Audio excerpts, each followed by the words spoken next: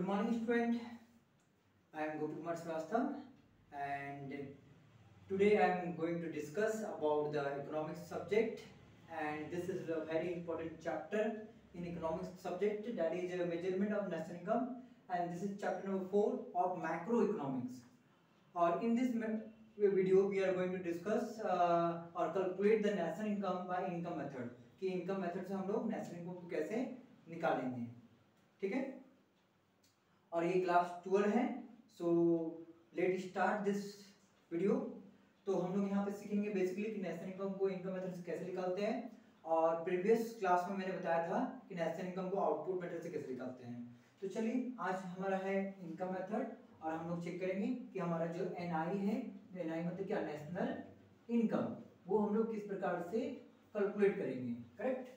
तो इसको मैं अच्छे से लिख देता हूँ ताकि आपको समझ में आए। देखिए, नेशनल इनकम को कैसे कैलकुलेट करना है ना, नेशनल इनकम। तो ये हमारा मेन थीम होगा और इस थीम को हम लोग निकालेंगे इनकम मेथड से, इनकम मेथड से। तो हमारा क्लास आज इस पे ही बेस्ड रहेगा, क्योंकि हम सभी जानते हैं कि इनकम मेथड को 3 तरीके से निकाल सकते हैं, आउटपुट मेथड, इनकम मेथड और एक्सपेंडिचर मेथड। तो हमारा ये जो क्लास है वो आपका इनकम मेथड पे रहेगा। चलिए, इसे हम लोग डिस्कस करते हैं अच्छे से, और मैं आपको नेशनल इनकम निकालने को सिखाता हूँ इनकम मेथड से। तो इसके कुछ फॉर्मूले होते हैं, हम लोग उसको समझ लेते हैं। जैसे कि पहला फॉर्मूला होता है एनडीपीएफसी, और एनडीपीएफसी का मतलब क्या होता है मैं ये भी आपको लिख देता हूँ, net domestic product at factor cost, eight factor cost. देखिए, समझाने की कोशिश करते हैं आपको। देखिए, आउटपुट मेथड से हम लोग क्या करते थे, आउटपुट मेथड से हम लोग सारा वैल्यूएशन करते थे गुड्स एंड सर्विस का, कि देश में कितना गुड एंड सर्विस प्रोड्यूस हो रहा है। तो नेशनल इनकम निकालने का बहुत तरीका होता है, बस आप इतना जाने कि 3 तरीके से आप निकाल सकते हैं।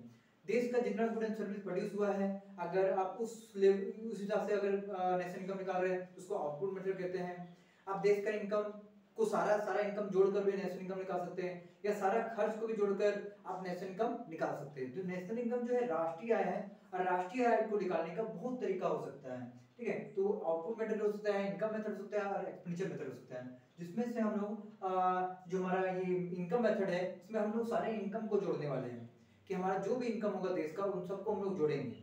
और अगर सारे इनकम को आप देश का अगर जोड़ देते हैं तो उसको हम लोग एनडीपीएफसी कहते हैं, that is also known as, इसको ही हम लोग डोमेस्टिक इनकम कहते हैं। क्या कहते हैं? डोमेस्टिक इनकम, ठीक है। चलिए, तो यहाँ तक कंप्लीट है। अब हम लोग सीधे इनकम मेथड में आते हैं, और इनकम मेथड का ये पहला स्टेप है प्रैक्टिकल क्वेश्चन बनाने के लिए या सम बनाने के लिए, जो भी क्वेश्चन आपको बनाना होगा आप इस तरह से बना सकते हैं। तो आप याद रखिएगा, ये जो मेथड होता है इसमें जो फॉर्मूला होगा वो डायरेक्ट एनडीपीएफसी से स्टार्ट होता है, जिसको हम लोग डोमेस्टिक इनकम बोलते हैं। सीधे हम लोग कुछ फॉर्मूला लगाएंगे, जिससे जोड़ने के बाद हमारा देश का डोमेस्टिक इनकम, घरेलू आय, वो ऑटोमेटिक निकल जाएगा, करेक्ट। तो फॉर्मूला क्या है? फॉर्मूला है, पहला फॉर्मूला है सीओई, फिर ओएस, फिर एमआई। तो आखिर ये सीओई क्या है, मैं इसके बारे में डिस्कस करता हूँ आपको। देखिए, सीओई का फुल फॉर्म होता है कंपनसेशन ऑफ एम्प्लॉय। देखिए, मैं एक्चुअली में ये करना चाहता हूँ कि जितना भी देश का इनकम है सबको जोड़ना है। तो कंपनसेशन ऑफ एम्प्लॉय, तो जरा ध्यान सुनिएगा, देश में जो भी इनकम होता है, ठीक ना, वो कुछ एम्प्लॉय उसमें जो हमारा देश का जो एम्प्लॉय है उसके पास भी इनकम होता है। तो हम देश के हर तरह के लोग का इनकम को जोड़ना चाहते हैं ताकि मेरा डोमेस्टिक इनकम निकले। देश में जितने भी लोग रहेंगे उसके इनकम को जोड़ दें तो आपका डोमेस्टिक इनकम निकल जाएगा। तो उसमें मैंने दिखाया सीओई, इसका full form compensation of employ होता है। कंपनसेशन ऑफ एम्प्लॉय का मतलब एक एम्प्लॉय को जो कुछ भी मिलेगा वो उसको कंपनसेशन है। इसका जो फॉर्मूला है इसके अंदर भी, ये इसका फुल फॉर्म है, इसके अंदर भी कुछ फॉर्मूला होता है, जैसे हो गया wages and salary, wages and salary. और वेजेज एंड सैलरी जो है आप अपने एम्प्लॉय को कैश में भी दे सकते हैं और काइंड में दे सकते हैं। काइंड का मतलब यहाँ पे ये होता है कि कैश के बदले कुछ और दे दिए, या कैश भी दिए, घर रहने के लिए दे दिए, कार दे दिए, ये सब चीजें अगर आप दे देते हैं तो वो आपका एक तरह का कंपनसेशन ही होता है एम्प्लॉय के लिए। और एम्प्लॉय को क्या मिलता है यहाँ पे और देखते हैं हम लोग, जैसे सोशल सिक्योरिटी मिलता है, सोशल सिक्योरिटी कंट्रीब्यूशन। ये कंट्रीब्यूशन हमेशा कौन करेगा? एम्प्लॉयर करेगा। किसको करेगा? तो बिल्कुल एम्प्लॉय को करेगा, टू एम्प्लॉय को। ये क्यों करेगा? ये सोशल सिक्योरिटी होता है। देखिए, जो भी एम्प्लॉय किसी भी संस्था में, किसी भी कंपनी में काम करता है तो वो अपना भविष्य खोजता है, वहां पे वो एक सिक्योरिटी खोजता है। तो हर कंपनी में एम्प्लॉय को सोशल सिक्योरिटी के रूप में पेंशन मिलता है, रिटायरमेंट पेंशन जिसको कहते हैं आप, है ना, रिटायरमेंट पेंशन हो गया, पीएफ हो गया, ये सभी चीजें उसको मिलता है। तो ठीक है, तो वो उसके लिए एक सोशल सिक्योरिटी होता है कि वो जिंदगी भर वहां पे काम कर सकता है। तो सैलरी वेजेस तो मिलेगा ही मिलेगा, वेजेस आप जानते हैं वर्कर को मिलता है, सैलरी जानते हैं हम लोग कि एम्प्लॉय को मिलता है, और साथ में सोशल सिक्योरिटी भी मिलता है। और क्या मिलता है, अगर कंपनी को कभी कभी बहुत ज्यादा प्रॉफिट हो जाता है तो कंपनी बोनस को देता है और एम्प्लॉय को ही। तो आप याद रखें, वेजेस एंड सैलरी मिलता है एम्प्लॉय को, सोशल सिक्योरिटी मिलता है पेंशन के रूप में, और बोनस मिलता है, और साथ में एक मिलता है जिसको हम लोग बोलते हैं रिटायरमेंट पेंशन, जिसके बारे में मैंने अभी बताया, रिटायरमेंट पेंशन। ठीक है, तो याद रखिएगा ये सोशल सिक्योरिटी एक तरह सुरक्षा भी मिलेगा और एक रिटायरमेंट पेंशन भी मिलेगा, बोनस भी मिलेगा और वेजेस एंड सैलरी भी मिलेगा। तो बेसिकली सीओई में हमने उन लोगों का इनकम को निकाला जो एम्प्लॉय है या वर्कर है। तो एम्प्लॉय जो वर्कर है उसको वेजेस मिलेगा, जो एम्प्लॉय है उसको सैलरी मिलेगा और उससे सोशल सिक्योरिटी मिलेगा, बोनस मिलेगा, रिटायरमेंट पेंशन मिलेगा। तो ये चार चीजें सीओई में आता है। अगर क्वेश्चन में ये चार चीजें दिया हुआ है तो आप उसको जोड़कर सीओई निकाल सकते हैं। अगला हमारा आता है ओएस। ओएस का मतलब होता है full form operating surplus. Operating surplus, और ऑपरेटिंग सरप्लस का मतलब होता है, ठीक है, ऑपरेटिंग सरप्लस का जो फॉर्मूला होता है वो होता है rent plus interest plus profit plus royalty, ये इसका चार फॉर्मूला होता है। देखिए मैंने यहाँ पे बताया था कि ये देखिए अगर सीओई निकालेंगे तो आपको एम्प्लॉय और जो वर्कर है उसका इनकम सारा निकल जाएगा। अगर रेंट को अगर यहाँ दिखाएंगे, ऑपरेटिंग सरप्लस होता है एक तरह का लाभ होता है, तो लाभ किसको किसको होता है, जैसे लैंडलॉर्ड को रेंट के रूप में लाभ होता है, उसका इनकम को जोड़ दीजिए। इंटरेस्ट किसको मिलता है, जो इन्वेस्टर जो कंपनी में पैसा लगाता है तो उसको, उसके लिए वो इंटरेस्ट लाभ है तो उसको जोड़ दीजिए। प्रॉफिट ओनर का होता है, बिजनेसमैन जब बिजनेस करता है तो उसको प्रॉफिट होता है। रॉयल्टी किसको मिलता है, रॉयल्टी मान लीजिए किसी एसेट में अगर मेरा अधिकार है तो उससे मुझे कुछ परसेंटेज मिलता है। जैसे मान लीजिए मैंने एक बुक लिखा है तो उसमें जितना भी बुक बिकेगा उससे कुछ परसेंटेज हमेशा मुझे मिलेगा, दैट इज रॉयल्टी। तो ये चार चीजों को जोड़ने के बाद ओएस निकाला जाता है। ठीक है, तो यहाँ देखा जाए तो लेंडर का इनकम है, इन्वेस्टर का इनकम है, यहाँ पे बिजनेसमैन का इनकम है, और यहाँ पे बहुत सारा जो एसेट होल्डर है उसका इनकम है। और यहाँ पे आते लास्ट जो है हमारा मिक्स इनकम है, जिसको हम लोग एमआई बोलेंगे, एमआई जिसको हम लोग मिक्स इनकम बोलते हैं।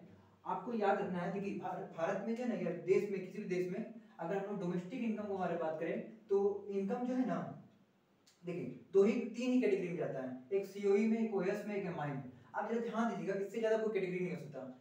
सारे एम्प्लॉय, सारे वर्कर का जो इनकम है मैंने यहाँ दिखा दिया, सारे जो लैंडलॉर्ड है, इन्वेस्टर है या कोई ओनर है तो मैंने वहाँ दिखा दिया।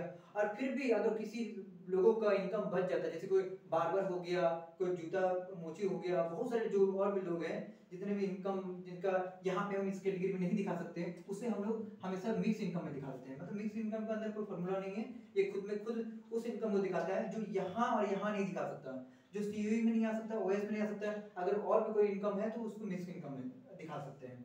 और आपको क्वेश्चन में हमेशा और हमेशा इसके बारे में, इसके बारे में, इसके बारे में कुछ ना कुछ इन्फॉर्मेशन लिख देगा, जैसे वेज एंड सैलरी लिख देगा या बोनस लिख देगा या रिटायरमेंट पेंशन लिख देगा, इस तरह से दे देगा। आपको बस टोटली जोड़ना है और पुट कर देना है। जैसे छोटा सा एग्जांपल देते हैं, मान लीजिए कि वेजेज एंड सैलरी जो है 100 देख मानते हैं कि पूरे देश की बात कर रहे हैं तो वेजेज एंड सैलरी पूरे देश में जो वेजेज सैलरी मिल रहा है वर्कर को वो 100 करोड़ है। फिर उसके बाद जो सोशल सिक्योरिटी मिल रहा है 50 करोड़ है, बोनस मिल रहा है 20 करोड़ है, रिटायरमेंट पेंशन मानते हैं, बोनस को 5 करोड़ मान लीजिए, रिटायरमेंट पेंशन को 15 करोड़ मान लीजिए। ठीक है, तो इस तरह से अगर देखा जाए तो ये आपका टोटल हो जाएगा 170 करोड़। तो 170 करोड़ जो है आपका सीओई निकल के आप उसको यहाँ पुट कर दें, करेक्ट। तो इस तरह से आप यहाँ पे एक अपने से एज्यूम कर सकते हैं। जैसे यहाँ पे मैं एज्यूम कर लेता हूँ कि रेंट जो है 100 करोड़ है, इंटरेस्ट जो है 50 करोड़ है, प्रॉफिट जो है वो भी 100 करोड़ है, और रॉयल्टी जो है वो भी 50 करोड़ है। और रॉयल्टी जल्दी क्वेश्चन में रहता नहीं है, कभी रहेगा कभी नहीं रहेगा, आप उसको लिखिए नहीं लिखिए कोई दिक्कत नहीं है। ठीक है, तो इस प्रकार से आप सब कुछ जोड़ेंगे तो आपका ये भी आ जाएगा 300 करोड़, और आप 300 करोड़ को यहाँ पे पुट कर सकते हैं वापस, जो जो निकलेगा आपको यहाँ पुट कर दीजिए। अब मिक्स इनकम के बारे में आपको एग्जाम में डायरेक्ट बता देगा कि मिक्स इनकम का 500 है, 400 है, जो भी है, या 200 है। मिक्स इनकम हमेशा कम रहेगा तो मानते हैं 200 है। ठीक है, फिर आपको करना क्या है, सबको जोड़ देना है। 500 हो गया, 670 हो गया, यहाँ पे 670 करोड़, 670 करोड़। तो इस प्रकार से आपका एक प्रैक्टिकल क्वेश्चन रेडी हो जाएगा। देखिए यहाँ पे बेसिकली मैंने आपका डोमेस्टिक इनकम निकाला, और डोमेस्टिक इनकम निकालने के बाद बहुत ही आसानी से हम लोग नेशनल इनकम निकाल सकते हैं। पहले आप इसका स्क्रीनशॉट ले लीजिए।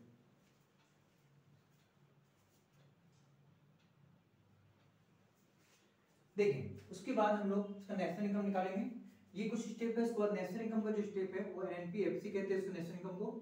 इसका फुल फॉर्म हो गया net national product at factor cost, factor cost, तो वो आप लिख लेंगे, ठीक है। इसको हमेशा क्या बोलते हैं, नेशनल इनकम, जिसको हम लोग को कैलकुलेट करना होता है। और ये चैप्टर का नाम ही इस पे बेस्ड है, मेजरमेंट ऑफ नेशनल इनकम, मतलब आप मेजरमेंट कर रहे हैं नेशनल इनकम का, और इसे ही हम लोग नेशनल इनकम कहते हैं, बिल्कुल कहते हैं। और बट इसका जो फॉर्मूला होता है वो फॉर्मूला होता है एनडीपीएफसी प्लस एनएफआईए। एनएफआईए क्या होता है मैं उसके बारे में बता देता हूँ। देखिए एनडीपीएफसी क्या है, ये डोमेस्टिक इनकम है, और एनएफआई का मतलब होता है, पहले मैं आपको ये बता दूं कि डोमेस्टिक इनकम होता है ये सिर्फ देश का इनकम है, मतलब ये बाहर का इनकम नहीं है। क्या सिर्फ हमारे जो देश में सिर्फ हम लोग का ही इनकम होता है, नहीं ऐसा नहीं है, बाहर से भी इनकम आता है। जैसे कि आपके कोई परिवार के कुछ लोग बाहर गए, वहाँ जॉब कर रहे हैं, वहां से पैसा आ रहा है, तो जो भी पैसा बाहर से आता है ना, उसे हम लोग हमेशा एनएफआई कहते हैं, मतलब net factor income from abroad कहते हैं, फ्रॉम एब्रोड कहते हैं। एब्रोड मतलब बाहर से पैसा आ रहा है, net factor income from abroad. तो आप जैसे मान लीजिए कि आप यहाँ देख सकते हैं आपको 670 करोड़ जो है वो देश का इनकम है, और अगर बाहर से मान लो कि 130 करोड़ आ रहा है, तो ये टोटल मिलकर कितना हो गया, 800 करोड़ हो जाएगा, ठीक है। तो इस प्रकार से ये नेशनल इनकम आपका निकल जाएगा 800 करोड़, और ये हमारा जो क्वेश्चन है सॉल्व हो जाता है। बेसिकली हम लोग को याद रखना है फॉर्मूला को, ठीक ना, और आप किसी भी क्वेश्चन को आसानी से निकाल सकते हैं, ठीक है। थोड़ा सा और डिस्कस करना है यहाँ पे, आप इसको पहले स्क्रीनशॉट ले सकते हैं, इसको थोड़ा सा और डिस्कस कर लेंगे।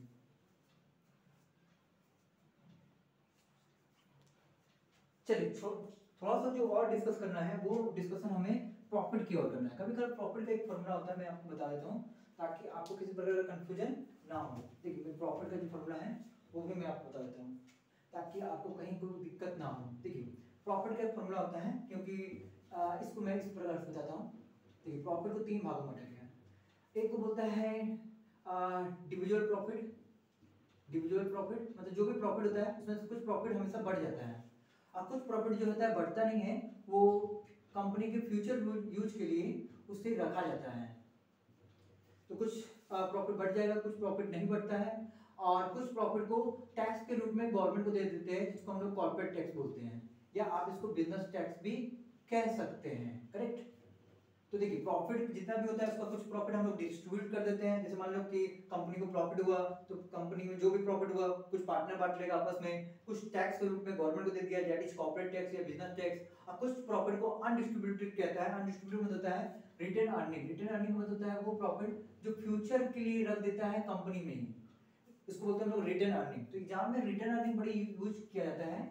तो इस प्रकार से आप याद रखिएगा, मान लीजिए आपको सीधे प्रॉफिट नहीं दिया क्वेश्चन में, तो आप ये 1 2 3 को जोड़ेंगे और प्रॉफिट को निकाल के प्रॉफिट को वापस यहाँ पे लिख देंगे, ठीक है। जैसे कि यहाँ पे मैंने 50 करोड़ का प्रॉफिट लिया है, तो 50 करोड़ में मान लीजिए 30 करोड़ ये है, 10 करोड़ ये है, 10 करोड़ ये है, ठीक है, तो ऑटोमेटिक 50 करोड़ हो जाएगा, ठीक है। तो ये मेन कॉन्सेप्ट था आपका डोमेस्टिक इनकम से नेशनल इनकम आने का।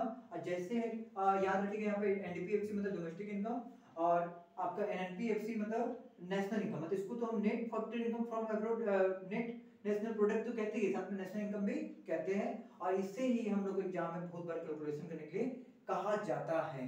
तो आप बेसिकली अच्छे से इस फॉर्मूला को याद रखें, और फॉर्मूला में कोई भी दिक्कत हो तो आप कमेंट कर सकते हैं, पूछ सकते हैं। इसके नेक्स्ट वीडियो में आपको एक्सपेंडिचर का जो मेथड है उससे एक क्वेश्चन को सॉल्व करके बताऊंगा। So thank you, this video is completed.